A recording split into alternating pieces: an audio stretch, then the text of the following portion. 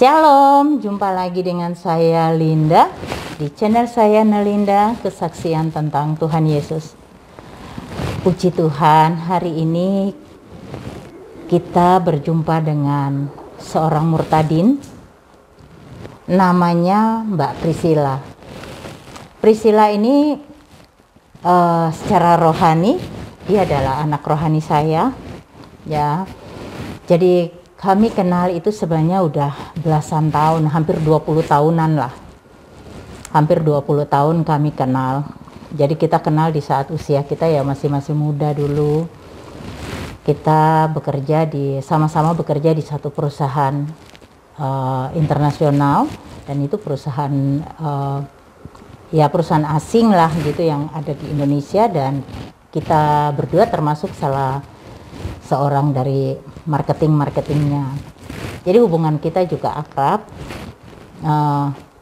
Itu perkenalan itu tidak berhenti di situ, tapi berlanjut. Jadi kita menjadi teman, menjadi saudara, dan saya juga orang yang tidak pernah membuang orang yang pernah saya kenal dalam hidup saya. Saya selalu menjaga hubungan dengan setiap orang yang saya pernah kenal. Jadi nanti kita dengar bagaimana kesaksian dia, bagaimana pergumulan hidup dia yang berat, sampai akhirnya Tuhan menuntun dia sampai pada satu titik di mana di situ Tuhan nyata dalam kehidupan dia.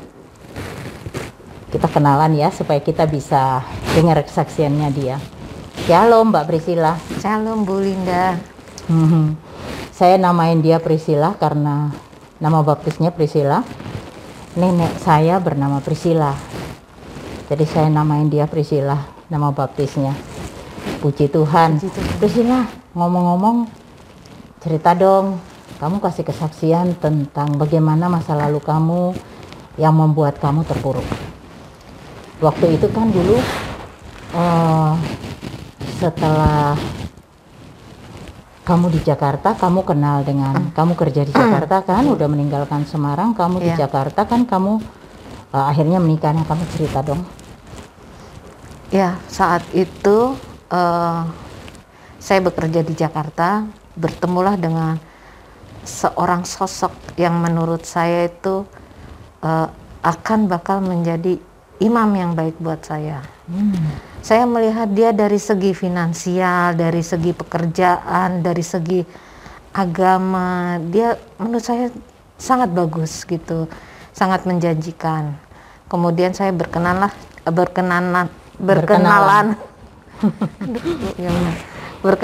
lah dengan beliaunya. Kemudian saya mengenalkan beliaunya ke orang tua saya. Saat itu orang tua saya sebenarnya sudah menolak gitu kan, mungkin yaitu seperti insting orang tua ya. Tapi saat itu saya bersikukuh karena saya melihat dia dari segi finansial, agama, dan pekerjaan, posisi jabatannya dia juga sangat bagus. Saat itu kan saya juga kurang apa sih gitu kan. Jadi saya tetap memaksa untuk menikah dengan dia. Setelah beberapa saat kemudian papa saya meninggal. Di saat 40 harinya kami menikah.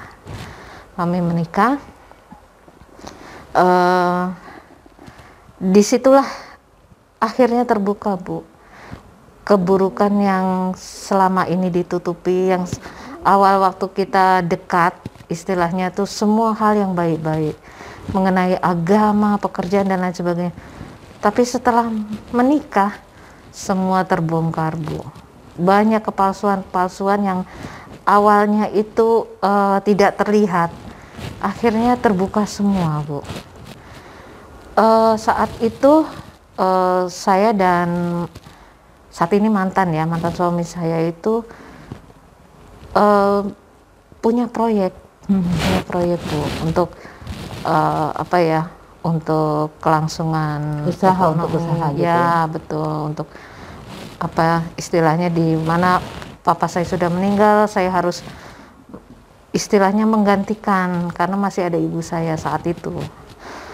Nah, dengan tabungan saya, dengan semua properti saya seperti apartemen, saya serahkan semuanya Bu ke beliaunya. Bahkan sampai uang warisan papa saya yang dititipkan ke ibu saya, semuanya saya pinjam Bu untuk proyek tersebut. Tapi hasilnya nggak ada Bu. Janjinya tuh tidak ada. Jadi termin yang seharusnya turun misalnya bulan ini gitu, dia janjinya ini mungkin bulan depan dan tidak pernah terrealisasi satu termin apapun uang yang masuk ke saya. Tapi setelah beberapa lama gitu datanglah debt collector ke tempat saya untuk menagih hutang. Sedangkan saya saat itu ibu rumah tangga Bu, dari mana saya bisa membayar uang itu gitu. Debt collector dari mana aja itu? Wah banyak Bu, kalau mau dibilang ada 6 orang yang antri, mungkin iya 6 orang lebih itu. Setiap hari itu datang sampai di teras rumah seperti orang arisan Bu, mereka udah kayak rumah sendiri malah. Jadi saya tuh di dalam rumah tuh dalam posisi ketakutan dan kepanikan. Dan suami saya saat itu menghilang dan tidak mau tanggung jawab. Setiap saya menanyakan pertanggungjawabannya beliau, pasti dia marah besar. Pernah suatu saat misalnya pulang ke rumah, setiap saya tagih, terjadi pertengkaran hebat. Bahkan dia suka merusak rumah yang kami tinggali. Jadi itu kalau dia suasana hatinya tidak suka, aduh, seperti kalau saya bilang tuh seperti iblis gitu. Hati tidak suka atau lagi kumat? Nah itulah Bu. Nah makanya itu kamu tahu dia pemakai narkoba? Awalnya tidak tahu Bu, awalnya tidak tahu. Kemudian pembantu saya yang menceritakan hal itu. Kemudian akhirnya saya menyadari kalau uang itu ternyata mungkin buat hal haram seperti itu Bu. Hal yang semacam itu kan tidak murah Bu. Dan kalau orang yang sudah pakai, ini katanya ya Bu ya, karena saya bukan pemakai juga. Nah katanya itu pasti dia akan kayak semacam apa sih, kayak menagih ketagihan, semacam ketagihan seperti itu. Katanya kamu Mbak Priscilla kan pernah cerita kalau ketemu alat pengisap itu ya? Iya, saya pernah ketemu waktu itu. Dia ngomong, oh itu bukan punya saya, dia bilang gitu. Tapi kan saya waktu itu percaya saja Bu, karena dia kan, saya pikir dia nggak mungkin lah orang agamanya kuat, sholat tidak pernah meninggalkan sholat. Kemudian di perusahaan juga jabatannya juga bukan yang macam-macam gitu kan, yang istilahnya tuh yang orang terpercaya lah semacam itu. Saya malah memang percaya sama dia karena nggak mungkin dia melakukan hal yang itu gitu. Tapi setelah pembantu saya istilahnya memergoki dia gitu kan, baru saya sadar saat itu ternyata memang dia selama ini membohongi saya dan keluarga saya gitu Bu. Itu Mbak Priscilla cerita yang gimana sih dia sampai kayak cicak ngerusak wallpaper ya? Oh iya Bu, dia bisa semacam kayak cicak itu memanjat ke atas wallpaper, dari atas ke bawah itu semua dirobek sama dia. Dinding-dinding garasi tuh bisa jebol. Saya juga heran, itu kerasukan dari mana Ibu? Kemudian saya dulu punya iPad sebesar ini Bu, dia bisa robek kayak kertas. Semacam seperti itu gitu. Tenaga yang luar biasa. Iya. Mobil juga bisa hancur dengan tangannya dia. Itu kalau dia lagi emosi. Dan dia selalu apa ya istilahnya tuh, di dalam agama kami yang dulu, suami itu adalah yang nomor satu gitu. Kami yang sebagai istri nggak boleh apa ya istilahnya ya? Betul, tidak boleh tidak berbakti istilahnya. Tapi kan ini masalah debt collector, masalah kewajiban yang seharusnya yang dia pertanggungjawabkan. Iya, gitu Bu.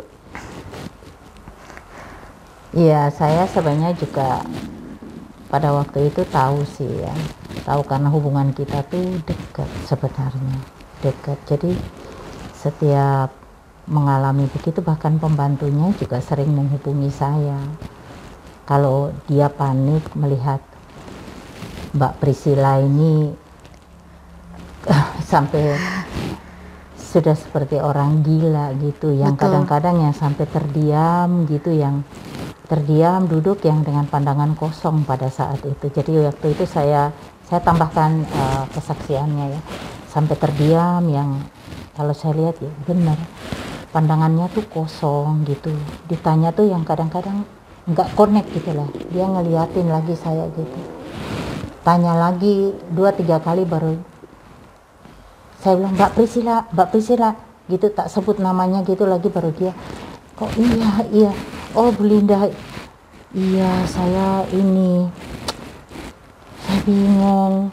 Jadi dia memang kondisi pada waktu itu memang betul-betul bukan stres lagi, tapi sudah depresi berat, bahkan sampai pendarahannya gimana itu, sampai netes. Iya, itu saya saking depresi ya, melihat debt collector yang banyak, tiap kali datang, dan kemudian telepon yang berkali-kali mengenai tagihan.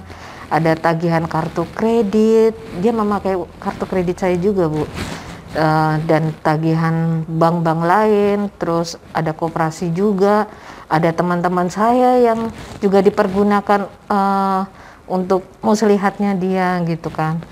Aduh, saya depresi benar. Saya nggak menyangka orang yang terdekat dengan saya menipu saya mentah-mentah gitu. Saya nggak percaya ini. Jadi itu kayak semacam ini nggak mungkin terjadi pada saya semacam itu.